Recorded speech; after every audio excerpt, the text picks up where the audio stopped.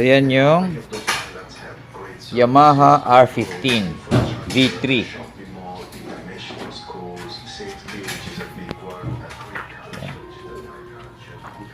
So gagamitin natin ito pag uwi tayo ng lang. Alright guys, so kita nyo ganda ng gulong nito, di ba? Ayan. So pinalitan din to,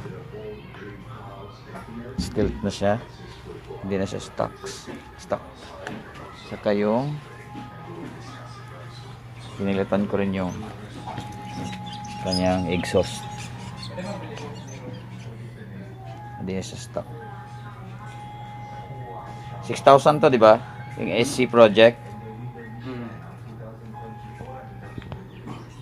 Yan.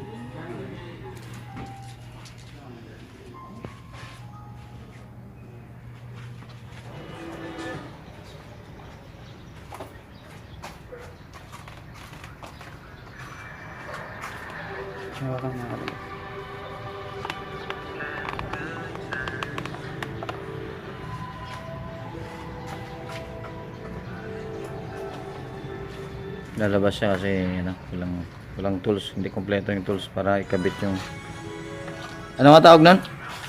Padlock, stand mount. Oh, yung mounting ng sa cellphone.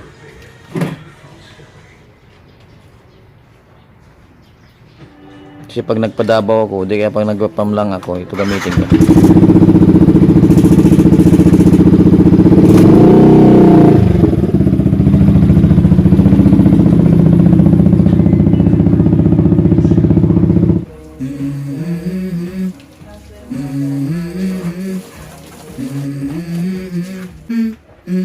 Let's go. I wake up to a little bit of drool on my pillow, feel like it's gonna be a bad day. Yeah, I'm tired of shit, and the coffee ain't hit yet, damn, ain't that great. I don't wanna go to work, cause my boss is a jerk, and I'm not even that paid. I need a change in my life, cause I don't feel alive, and there's nothing that makes me happy. Hold my beer for a minute, I'm about to quit my job, cash in for a ticket. I'm going on a trip and I don't plan to visit. I'm gonna stay there till I feel like I'm winning, and this is just the beginning. I need a big change, help me feel like living. I need a big swing, home runs I'm hitting, and I'll never look back, moving on till I get it all. And we all got dreams, we all want things, but what you gonna do for it? How you gonna move for it? What you gonna be? And do you believe you can do anything? But what you gonna do for it? How you gonna move for it? What you gonna be?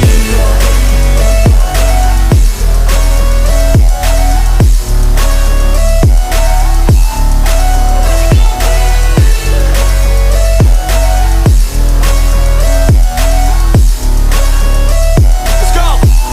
Hey! Yeah, this is my life, my strife, my right to fight, to die on. And this is my game to play, to claim a brand new name, And I ain't gonna lie to you, I'm a bit nervous that I might screw everything up that I've ever done. But what's the point of living if you ain't having fun? I guess I'll try this, try that, might miss, gotta find what I'm good at. I guess I look here, look there, over where am I scared, where am I at? I gotta make it in this life, whatever makes me happy, know I'm doing things right. Sipping in the summer on a goose and Sprite, or find a nightclub for the end of the night, And we all got dreams, we all want things, but what you gonna do for it? How you gonna move for it? What you gonna be?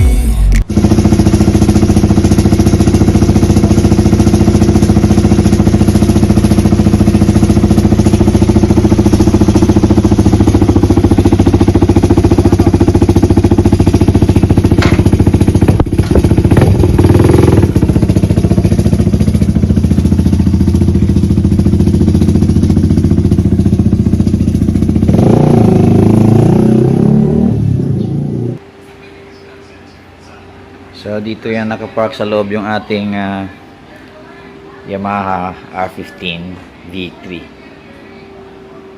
diba? Pero sa gabi minsan nasa labas lang siya. Yan. So magba-vlog lang tayo susunod pag yung makapag-travel na tayo. Sa ngayon kasi medyo busy pa dahil si Mrs. lagi nasa hospital. So, yan. Gagamitin natin yan. At nagta-travel tayo sa Davao, maybe sa Davao, sa Amlang, sa Aglan.